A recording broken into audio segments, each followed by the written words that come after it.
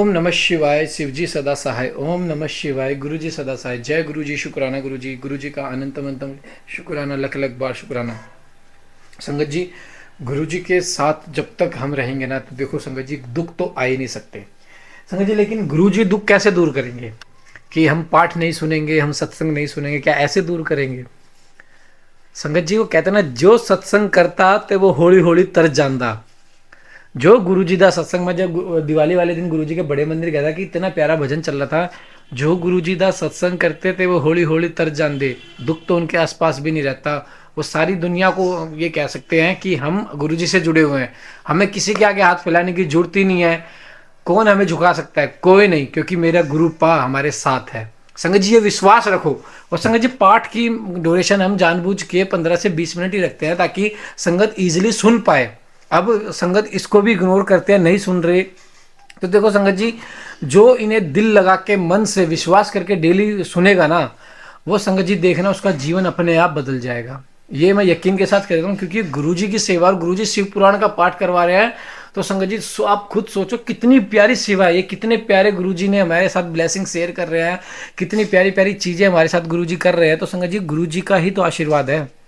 गुरुजी तो हमारे को आशीर्वाद दे रहे हैं। गुरुजी तो हमारे साथ कह रहे हैं कि मैं तुम्हारे साथ हूँ, तुम मेरी सेवा सुनो, पाठ सुनो, सत्संग सुनो। लेकिन हम नहीं सुनेंगे तो हमारा ही नुकसान है। किसका नुकसान है? गुरुजी का तो कुछ नहीं है। देखो, गुरुजी के पास तो, गुरुजी कहते हैं ना, संगत बहुत आनी है, बहुत संगत आनी है, बहुत जय गुरु जी करेगी, लेकिन मेरी संगत सिर्फ मुट्ठी भर रहनी है, जो मुझ पर विश्वास करती है। कुछ भी हो, सिर्फ गुरु जी रखो। सब कुछ गुरु जी पे छोड़ दो, गुरु जी अपने आप सामभ लेंगे, क्योंकि गुरु जी हैं ही इतने बड़े चमत्कारी। चमत्कार तो गुरु जी चुटकियों में कर देते हैं। गुरु जी का चमत्कार करना तो काम है। गुरु जी तो कहते हैं, मतलब तुम्हें देने ही सुख आया हूँ, तुम लेने वाले तो बनो। जय गुरु जी। शुक्राना। ये पाठ के एंड में मैंने एक कमेंट बताया आपको, वो कमेंट जरूर करना और सुन लेना। पाठ के एंड में क्या कमेंट है, मैं समझ जाऊंगा किस किस संगत ने लास्ट तक सुना है। जय गुरु जी। शुक्राना गुरु जी। जय गुरु जी। देवी के द्वारा सेना और सेनापतियों सहित निशुभ एवं शुभ का संहार। ऋषि कहते हैं, राजन प्रशंसनीय पराक्रमशाली महान असुर शुभ ने इस श्रेष्ठ तत्व का मारा जाना सुनकर अपने उन दुर्जय गणों को युद्ध के लिए जाने की आज्ञा दी, जो संग्राम का नाम सुनते ही हर्ष से खिल उठते हैं। उसने कहा, आज मेरी आज्ञा से कालक काल के मौर्य, दोहर्द तथा अन्य असुरगण बड़ी भारी सेना के साथ संगठित हो विजय की आशा रखकर शीघ्र युद्ध के लिए प्रस्थान करें। निशुभ और शुभ दोनों भाई उन दैत्यों को पूर्वोक्त आदेश देकर रथ पर आरूढ़ हो स्वयं भी नगर से बाहर निकले। उन महाबली वीरों की आज्ञा से उनकी सेनाएं उसी तरह युद्ध के लिए आगे बढ़ी, मानो मरणोन्मुख पतंग आग में कूदने के लिए उठ खड़े हुए हों। उस समय असुरराज ने युद्ध स्थल में मृदंग, मृदल, भेरी, डिनिम, झांझ और ढोल आदि बाजे बजवाए। उन जुझाऊ बाजों की आवाज़ सुनकर युद्ध प्रेमी और वीर हर्ष एवं उत्साह से भर गए, परंतु जिन्हें अपने प्राण ही अधिक प्यारे थे, वे उस रणभूमि से भाग चले। युद्ध संबंधी वस्त्रों तथा कवच आदि से आच्छादित अंग वाले वे योद्धा विजय की अभिलाषा से अस्त्र शस्त्र धारण किए युद्ध स्थल में आ पहुंचे। कितने ही सैनिक रथ हाथियों पर सवार थे, बहुत से दैत्य घोड़ों की पीठ पर बैठे थे और अन्य असुर रथों पर चढ़कर जा रहे थे। उस समय उन्हें अपने प्राय की पहचान नहीं होती थी। उन्होंने असुरराज के साथ समारंगण में पहुंचकर अब और से युद्ध आरंभ कर दिया।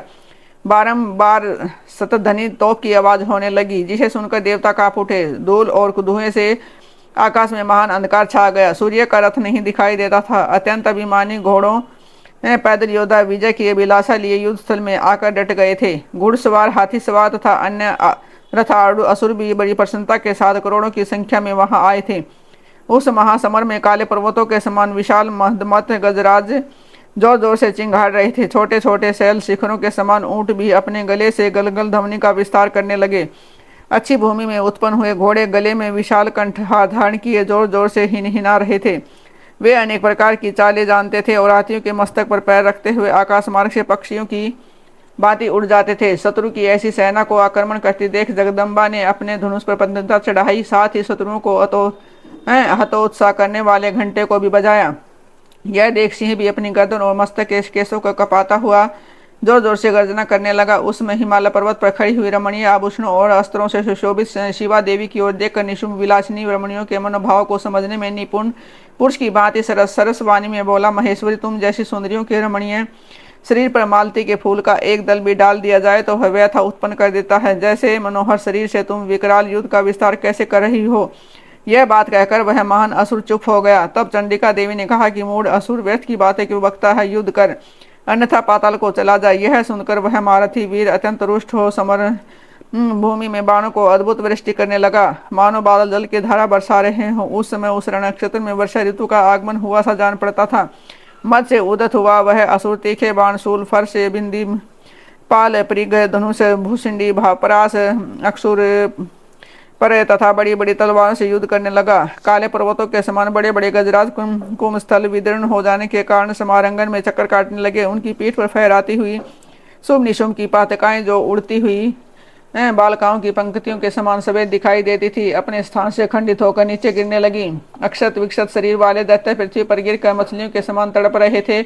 गर्दन कट जाने के कारण घोड़ों के समूह बड़े भयंकर दिखाई देते थे। कालिका ने कितने ही दैत्यों को मौत के घाट उतार दिया था। देवी के वाहन सिंह ने अन्य बहुत से असुरों को अपना आहार बना लिया। उस समय दैत्यों के मारे जाने से उस रणभूमि में रक्त की धारा बहने वाली कितनी ही नदियां बह चली। सैनिकों के केस पानी में सेवार की भांति दिखाई देते थे और उनकी चादर सफेद फेन का भ्रम उत्पन्न करती थी। इस तरह घोर युद्ध होने तथा राक्षसों का महान संहार हो जाने के पश्चात देवी अंबिका ने विष में बुझे हुए तीखे बाणों द्वारा निशुंभ को मारकर धराशायी कर दिया। अपने असीम शक्तिशाली छोटे भाई के मारे जाने पर शुभ रोष से भर गया और रथ पर बैठकर 8 भुजाओं से युक्त हो महेश्वर प्रिया अंबिका के पास गया। उसने जोर जोर से शंख बजाया और शत्रुओं का दमन करने वाले धनुष की दुस्सह टंका ध्वनि की।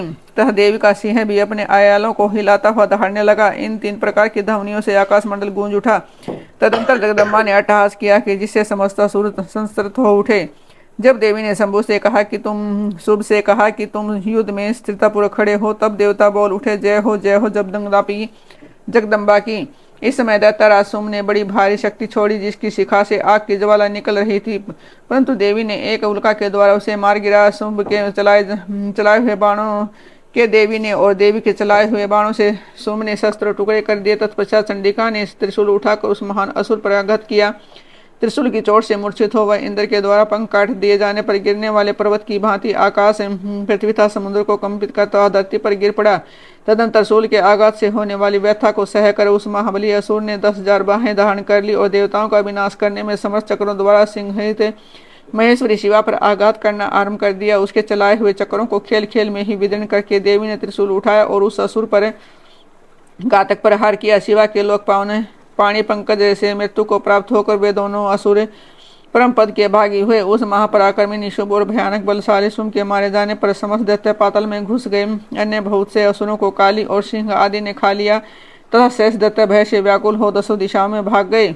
नदियों का जल स्वच्छ हो गया, वे ठीक मार्ग से बहने लगी। मंद मंद वायु बहने लगी, जिसका सफर सुखद प्रतीत होता था।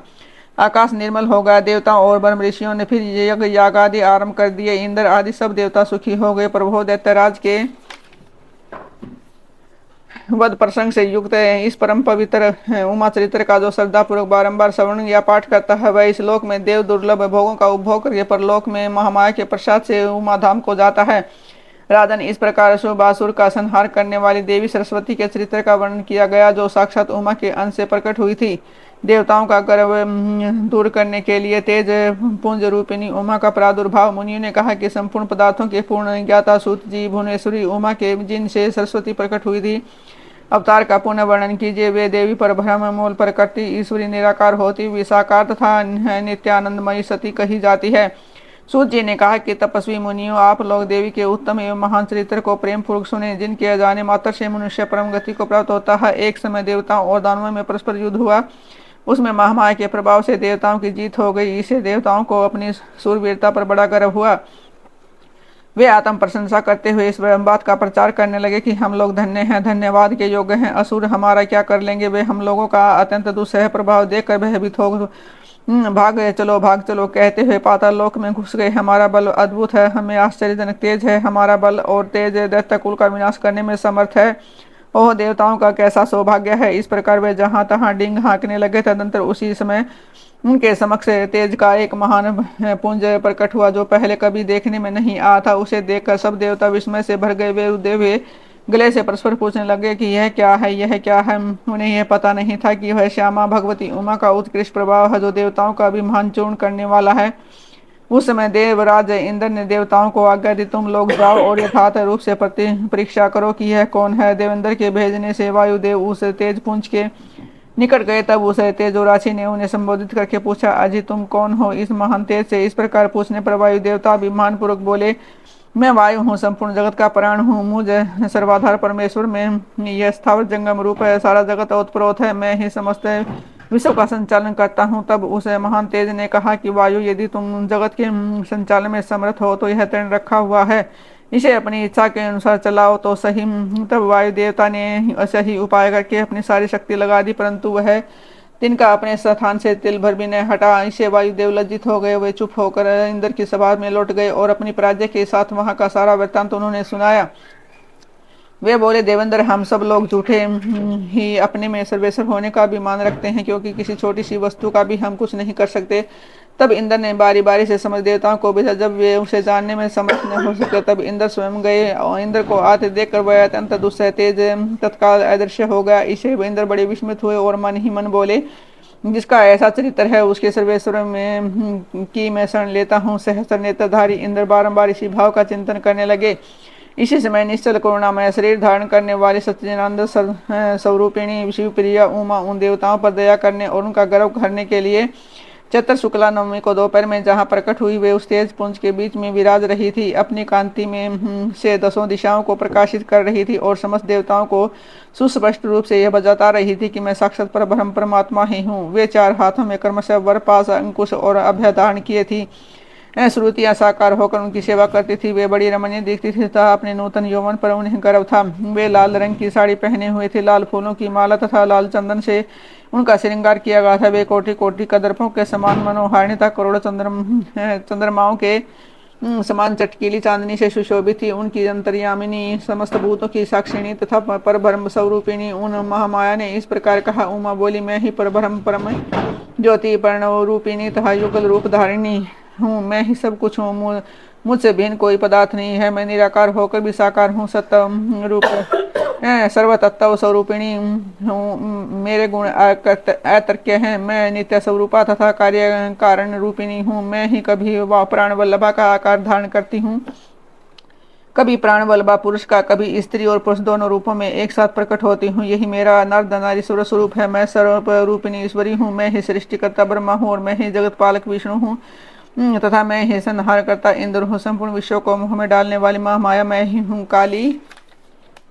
लक्ष्मी और सरस्वती आदि संपूर्ण शक्तियाँ तथा ये सकल कलाएं मेरे अंश से ही प्रकट हुई हैं। मेरे ही प्रभाव से तुम लोगों ने संपूर्ण दैत्यों पर विजय पाई है। मुझ सर्वविजयी को यह जानकर तुम लोग व्यर्थ ही अपने को सर्वेश्वर मान रहे हो। जैसे इंद्रजाल करने वाला सूत्रधार कठपुतली को नचाता हो, उसी प्रकार मैं ईश्वर की समस्त प्राणियों को नचाती हूँ। मेरे भय से हवा चलती है और मेरे भय से अग्निदेव सबको जलाते हैं। तब मेरा भय मानकर ही लोग पालकर निरंतर अपने अपने कर्मों में लगे रहते हैं। मैं सर्वथा स्वतंत्र हूँ और अपनी लीला से ही कभी देव समुदाय को विजयी बनाती हूँ तथा कभी दैत्यों को माया से परे जिस अविनाशी परात्पर धाम का श्रुतियाँ वर्णन करती है, वह मेरा ही रूप है। सगुण और निर्गुण ये मेरे 2 प्रकार के रूप माने गए हैं। इनमें से प्रथम तो माया युक्त है और दूसरा माया रहित। देवताओं, ऐसा जानकर गर्व छोड़ो और मुझे सनातनी प्रकृति के प्रेम पूर्वक आराधना करो।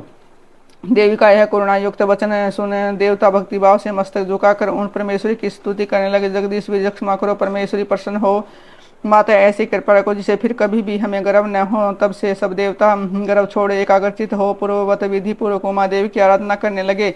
ब्राह्मणों, इस प्रकार मैंने तुमसे उमा के प्रादुर्भाव का वर्णन किया है, जिसके शरण मात्र से परम पद की प्राप्ति होती है। जय गुरु जी, शुक्राना गुरु जी। संगत जी, आप भी गुरु जी का बहुत बहुत शुक्राना। गुरु जी कहते हैं कि मैं सिर्फ 15 से 20 मिनट के पाठ भेजता हूँ, क्या आप उनको भी नहीं सुन सकते? तो फिर संगत जी देखो, गुरु जी कैसे हमारा कल्याण करेंगे। संगत जी देखो, पाठ तो सुनने पड़ेंगे। संगत जी पाठ को एंड तक सुनो, प्यारा सा कमेंट करो। आज मैं सबको पाठ के लिए एक प्यारा सा कमेंट दे रहा हूँ। जय गुरु जी, शुक्राना गुरु जी, ओम। आपको कमेंट में ये लिखना है, मैं समझ जाऊँगा आपने एंड तक पाठ सुना है। और संगत जी देखना, जो एंड तक पाठ सुनेगा ना, मैं यकीन मानता हूँ उनकी जिंदगियाँ बदल जाएगी, वो खुद देखेंगे और बदली भी है। बहुत लोगों के मैसेज आते हैं कि जब से शिव पुराण सुनना शुरू किया, हमारे कष्ट दिन पे दिन कटते जा रहे हैं और हमें एक अच्छे जीवन शैली में हमारे काम बनते नजर आ रहे हैं, हमारे कार्य में कोई मतलब बाधा नहीं आ रही, सारे काम बनते चले जा रहे हैं। तो संगत जी देखो, ये फल है सेवा को स्वीकारने का। ये भी एक सेवा है कि आप पाठ सुनते हो। जय गुरु जी, शुक्राना गुरु जी। चैनल को सब्सक्राइब करें, बेल आइकन को प्रेस कर लें और कमेंट याद रखें, जय गुरु जी, शुक्राना गुरु जी, ओम।